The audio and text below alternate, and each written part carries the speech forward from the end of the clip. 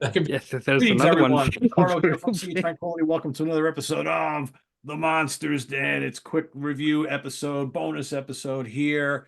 We've got in the house, we got Dan Brown, Chris Allo, Craig Kaminski, Jamie Laszlo, and all the way from Scotland, Mr. Davy Gallagher here to talk about When Evil Lurks. Have you guys seen it? Watching? Have you seen it? We've all seen No, this will be a quick episode if we all it. just say Very quick no. episode, right? I didn't mean you None of us guys. seen it. Thanks. Next. I know all you guys saw it. This is a very cool film, which I guess premiered on Shudder, and I guess this is a Shudder original. Very interesting take on the whole demonic possession story, right? And it drops in some other elements of other like horror genres, I think, too. And this is a Spanish film, and this is written and directed by a guy named Damian Rugna. Damian Rugna, right? Kind of strange that that's his first name, right? So what'd you think of this film? I think I enjoyed it quite a bit, and I thought this was really well done. I only got kind of told about this from half the crew here, who said you really should check this out, and I'm glad I did. So, Davey, what was your initial take on this film? Pretty cool, right? Very different, I think. Yes, I mean, first of all, the setting gives it originality, if nothing else. I mean, how often have we seen the same old looking places in American films, British films, Italian films? So getting something Argentinian in this genre, quite a novelty anyway. And then it gives us, as you said, that kind of amalgamation of a few genres. So obviously, there's a lot of paranormal stuff, exorcism stuff, possession things coming into it, with the story of two brothers, and the evil that lurks in their local vicinity, and their efforts to rescue the family and get away from it. But where the originality comes into it is, I think, where a couple of other genres come into it, where it starts to meld in more folk horror, because there's a real sense that this is something quite specific to the Argentinian regions, perhaps, where they talk about things that you understand what they mean in the context of the film, but the words themselves maybe don't translate quite as readily. So they just say there's a rotten in town, Yeah. which essentially means there's a great evil, there's an entity, and everybody knows exactly what that means the second they hear it. So there's a kind of sense that we've tapped into something um, folklore from another country, and then when the gore happens, which is spread nicely through the film as well, but never in a gratuitous fashion, it stays within its own lane, but it gives you the appropriate amount of gore. The gore when it happens is almost Fulci-esque, because it's very matter of fact. It's very it's not done for laughs, but it's done in a kind of, this is how gory it would actually look, and it's done in a very, women. We're not going to go into too spoiler territory, I don't think, because this will be more of a we think you should watch that people probably won't have seen. But there's a part very early on in the film where someone takes an axe to their own face whilst under possession, and they do it completely silently. So it's got this dark uncanniness to it, which again is quite Fulci-esque. There's also a little bit of even the witch in that scene where Black Phillip, the goat, there's a goat in here that's possessed as well, and it's animals carry the spirits of evil through them, and it sets up. This isn't a real comparison, but there's even a bit of Gremlins, if you like, and there's a set of rules, a strict set of rules that you have to follow to survive this environment.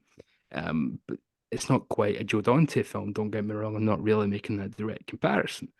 But yeah, so it's a kind of mashup of all those kind of things, but it never feels like anything but exactly what it is. It's a real straight ahead film, quite straightforward, straight ahead. You're following this one story. It never feels like, no, that's a bit out of place. I'd have cut that. It gets in, it gets out. It's leisurely paced at certain points where it knows it needs to let you just accept the horror of what you're seeing, and then it picks right up the pace at other points. And you can throw in a lot of different. There's a character who's a bit like There's always a character who's the old professional who knows about the evils in these movies, and the Van Helsing, if you like. There's a woman in here who's very much that character.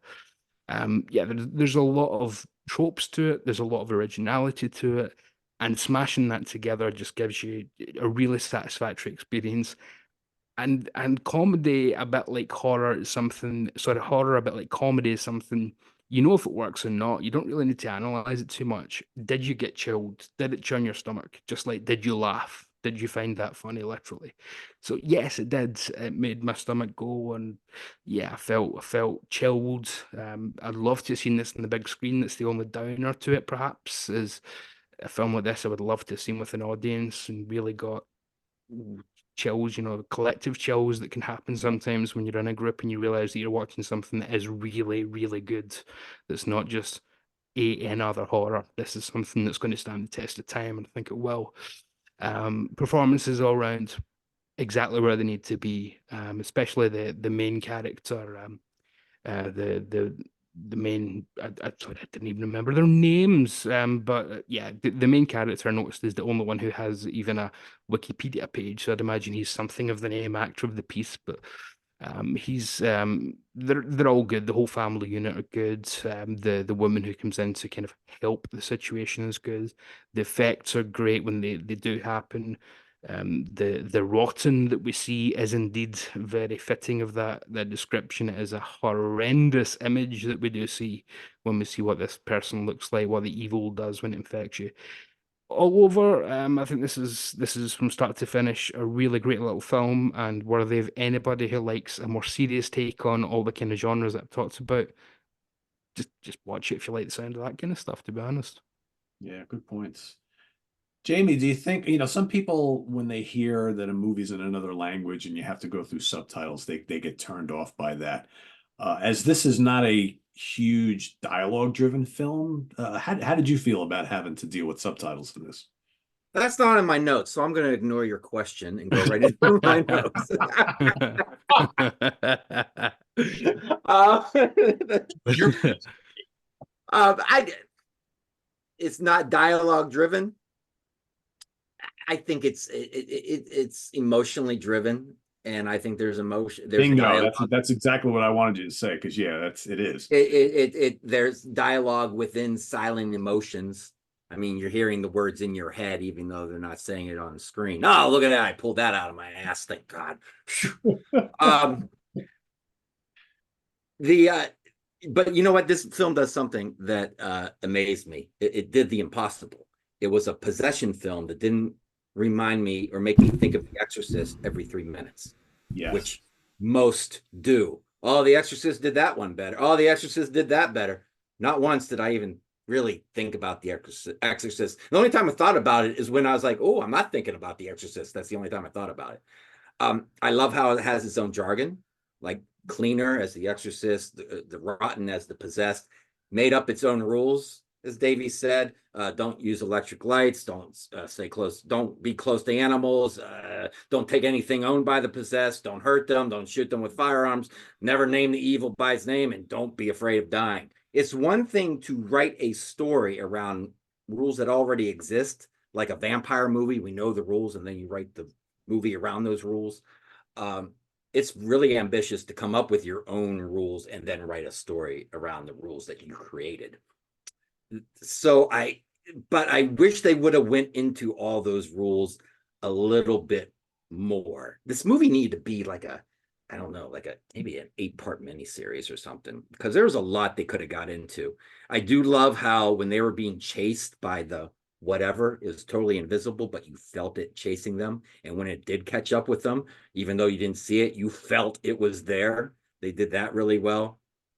So there's all kinds of good things here. It's brutal, like the axe scene, especially when that person's running out of steam at the end and the axe can't make it back up anymore. It's like these actors, they don't look like Hollywood actors. There's no hot chicks in this movie, no handsome guys. So they come off as real people and makes it all seem real. It did start losing me at the end just a little bit. I'm not sure if they stuck the landing, because when they got to the school, it was starting to lose me. I kept calling the main guy skinny Spanish Mel Gibson, because he looked like a skinny Spanish Mel Gibson with the beard a little bit.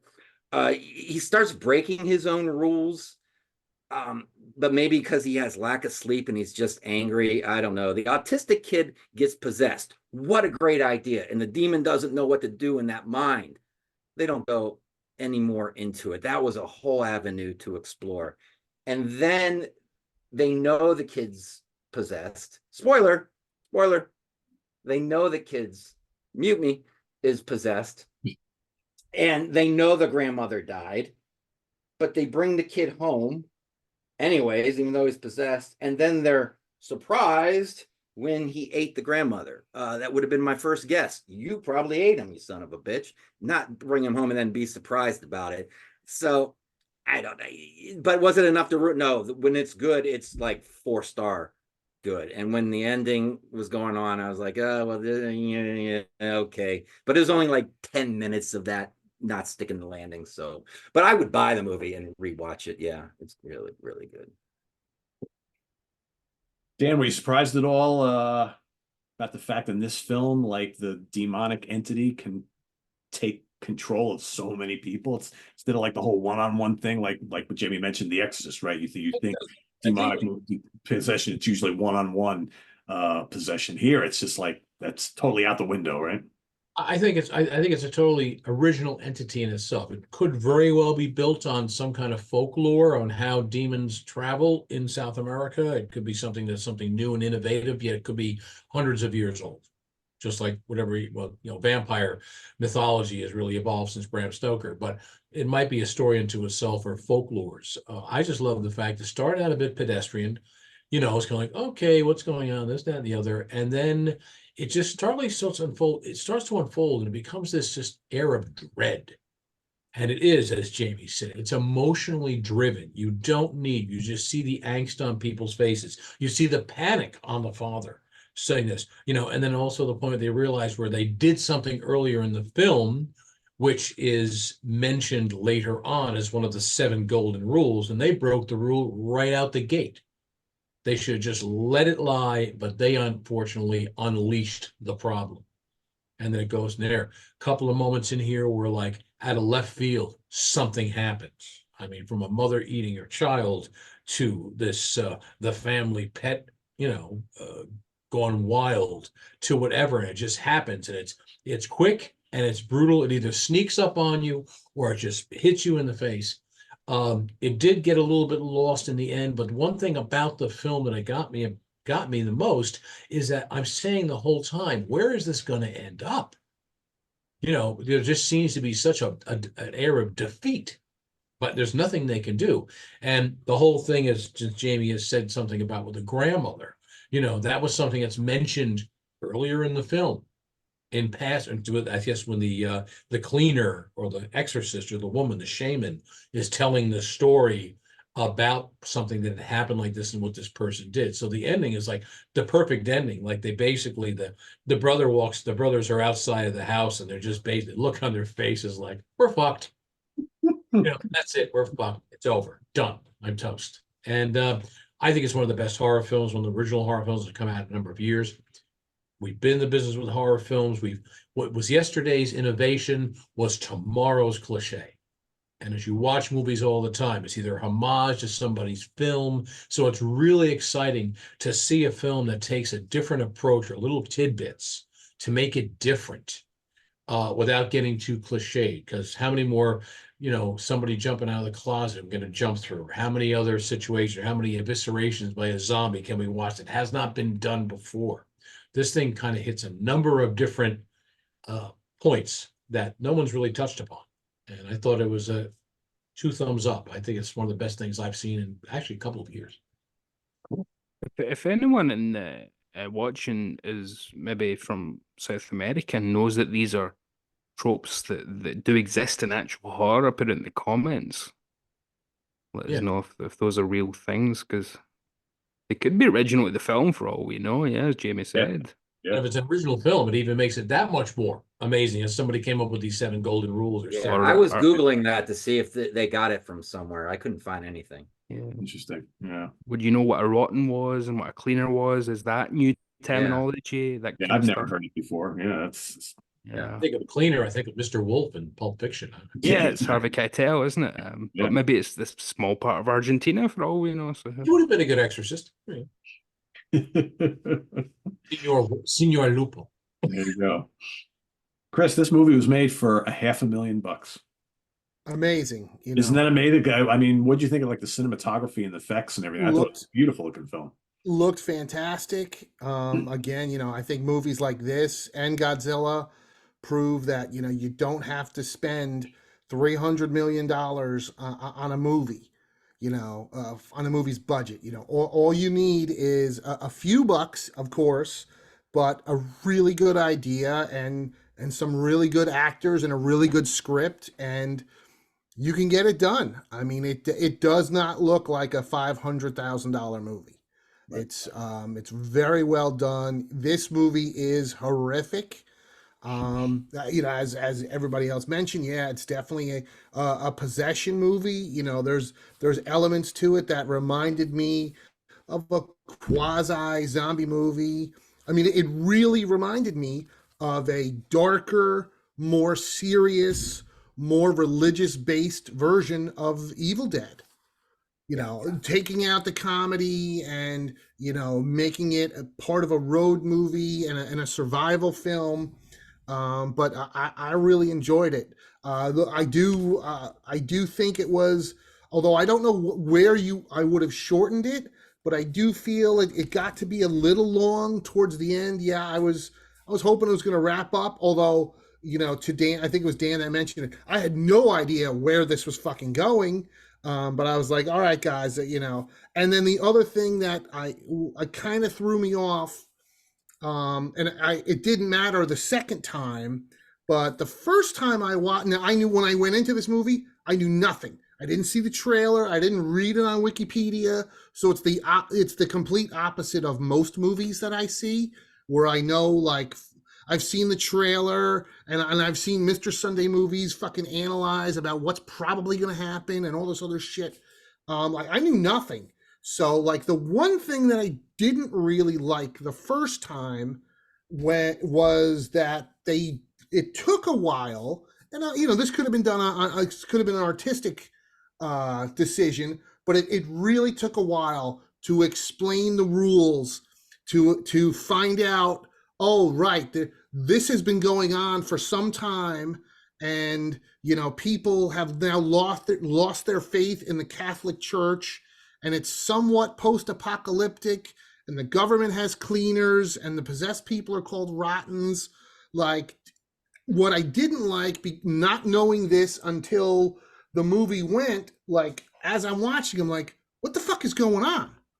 I know for me personally, I mean, my favorite horror movie is Dawn of the Dead. Forget that it's connected to Night of the Living Dead. Dawn of the Dead opens and bang, within the first 5 minutes, they're like, the dead are coming back to life and eating the living. The people they kill, get up and kill. Bang, I know what's going on. The whole time I'm watching this movie and I'm like, what the fuck is going on? I'm like, oh, in this world, like, people get randomly possessed and you're supposed to move them or not move them, or, the one guy was going to shoot him. That's what I would think, but no, there's all these rules. And I'm like, there's like 8 or 10 fucking rules, but you don't find out till like an hour into the movie. So I wish that would have been handled, with the world building part a little bit earlier, because as I'm watching it, I'm like, what the fuck is going on? I didn't quite grasp that this is how this world is run. I thought this at first. I'm like, oh wait, we're already in like this weird world where possession is a common thing, apparently. Well, you did ask, Chris, was it an artistic choice? And I think it must have been, because probably, yeah. We do get that scene later on where the rules are laid out. But before that, where the goat's about to be shot, somebody says, no, you can't shoot it. Whatever you do, don't shoot it. Right. So it's intentionally setting up a few rules early on. You can't move them. Don't move them from here. They're rotten. Yeah. It's intentionally giving you a few breadcrumbs of the rules before and you like even know the rules. When they talk to the cop's like, yeah, you don't need to talk to the mayor because the mayor knows. The mayor talked to the government. A cleaner was sent. But so the second time I saw it, Right. It didn't matter at all because now I could really enjoy and watch stuff that I missed the first time because I'm like, wait a second, like possession is a common thing here in this part of the world. So Yeah. yeah, you're right. It probably was a conscious I decision. mean, And that was the fact that only no thing I one- really Reagan's would have. possessed at the start of The Exorcist. So you know, Right. it's not But as this if is it. anything You know, in The happens. Exorcist, it was just Reagan, and that's it. This is Yeah. there's fucking people all over, and obviously the government know, and they have a contingency, which they have, you know, employees that they send out to handle it, right? And there's these rules, and so right, they spoon feed you along the way. I just, you know, I would have liked to not be thinking about this stuff the whole time. But like I said, the second time it didn't bother me at all, and that's why I like this movie, you know, as much to watch it a second time. And yeah, I would buy a disc, you know, if it came out because yeah, this is a really well done film. Didn't they shoot the Rotten in the beginning? The guy that was Yes.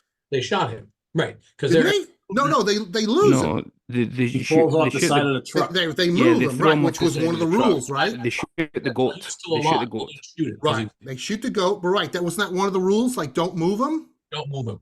Don't move them, but then they break the rule about don't use And listen, firearms those and two, animals. those three guys, the two brothers and the landowner, they were all idiots because they fucked up the whole time, like They the were the whole one that set movie. it off. They set it all. I mean, in. you know, even at the end, which you know, when the one brother, it's like, and the one lady's like, "Hey, hold on," and he walks away. I'm like, "You're a fucking idiot! Like this is the one lady that knows what the fuck is going on, and you're not listening to her." She does So- call him out on that, to be fair. She does say, why are you walking away, you fucking idiot? Stop running. I told you not to run. Stop it. Right? Yes, that was another rule. Don't She run. does. And She calls him out on it. So again, it's intention. yeah.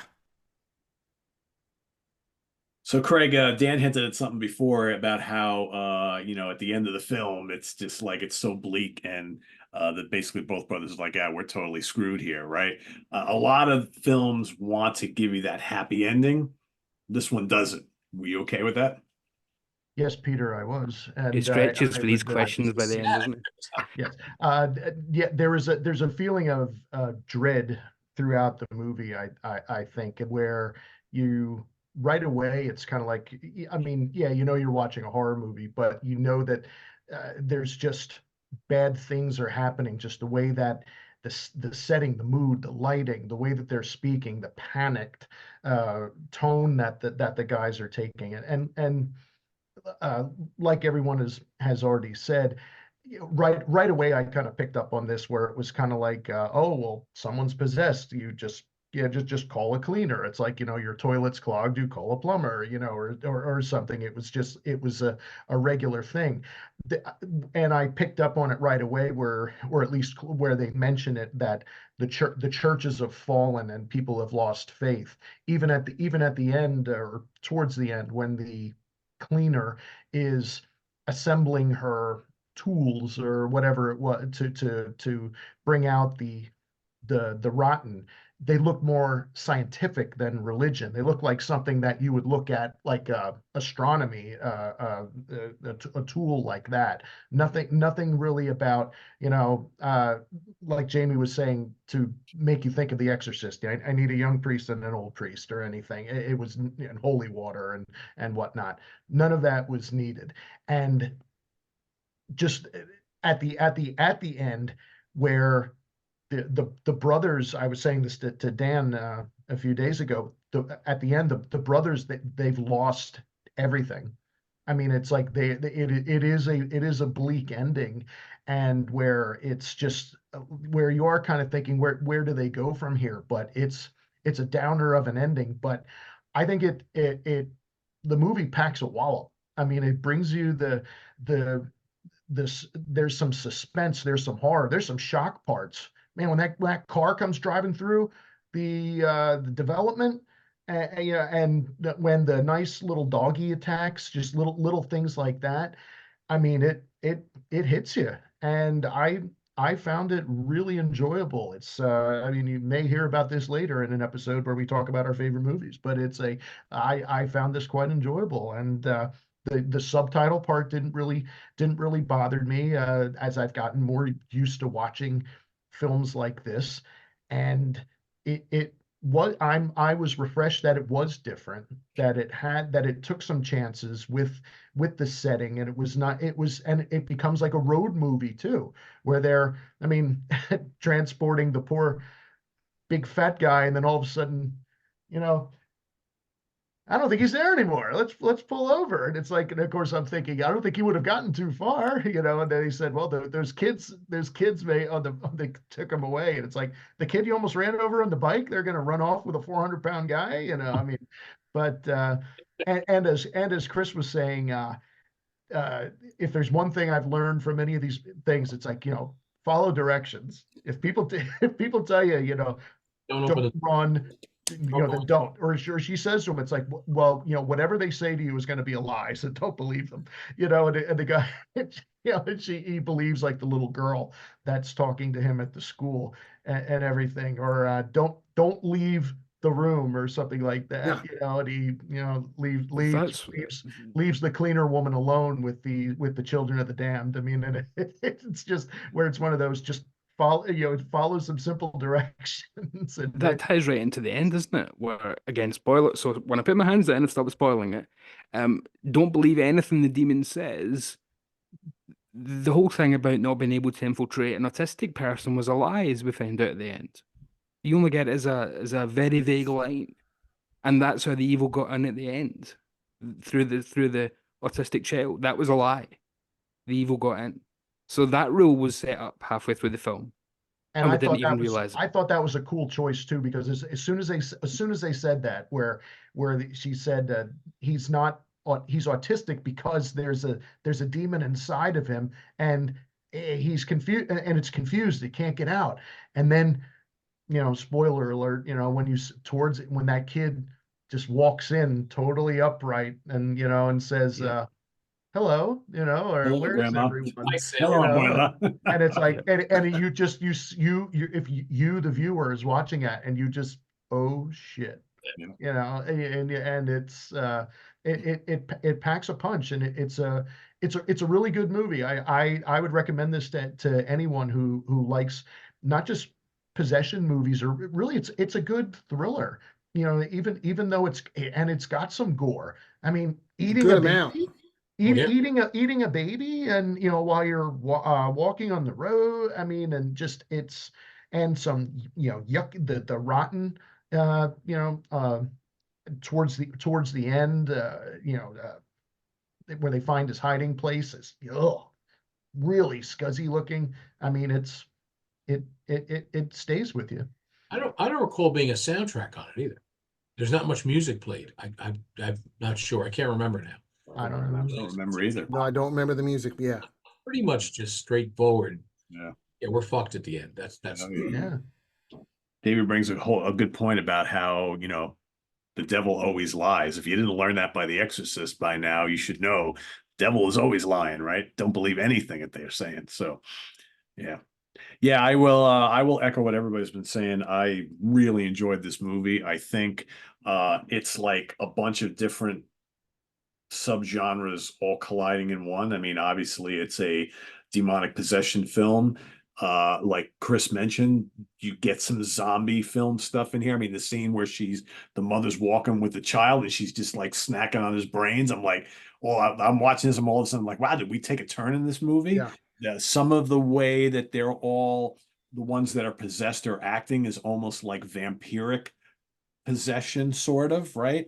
And like everybody's hinted at, it's just a really good thriller. And I don't know about you guys, I like films that have really bleak endings. I a lot of times don't enjoy when horror films have to do the happy ending all the time. I like when you end it on a downer, and this one totally does. You get done watching this movie, It stays with you then. Yeah, yeah, it really that makes does. it more memorable. Yeah. Yeah. And I thought that the emotion, kind of like what Jamie was saying, the emotional level that this film brings you in, I think was really, really well done. So yeah, I would highly recommend this to anybody watching. 2 thumbs up for me. you're going along with the journey with the characters. You're Yes. not going any type of like Jamie said, no exorcist. There's nothing. You're watching this unfold, and you're going, well, what the fuck's going on? Yeah. And you're taking the journey with them. That's how well done it is. And that's why it's emotionally driven, because it plays off of your emotion as you watch it. It doesn't give us the Exorcist rules, does it? It doesn't give you the Rotten doesn't speak at the start of the film like Reagan does, and and your mother sucks cock in hell, and all the things that would remind you of the Exorcist. So it's a different type I of think it possession, even. doesn't he say like, kill me or something, like Yeah, while he's in the little, Yeah. in it's the him. little, He's possessed yeah. by the evil, but it's still him, really. Yeah. So it's a very different take on how to do this kind of film in a way that, I don't know, 28 days later was a different way how to do a zombie film 20 years ago. So, Yeah, for sure. Spitting up grandma's crucifix with hair on it, it's just, that sums it all up for you. Yeah, for sure. So there you have it, everybody. When Evil Lurks, watch it on Shudder now. Hopefully we'll see it on a physical release in the not too distant future here, domestically anyway. I think you can get it in various other parts of the world, but go check it out. Thumbs up from everybody, and we'll see you next time here on the Monsters Den. Visit us on the web at www.seatranquility.org. We're on Facebook, we're on YouTube all together, all the damn time. Dan, Chris, Jamie, Craig, and Davey. I am Pete. See you later on the Monsters Den. Bye-bye.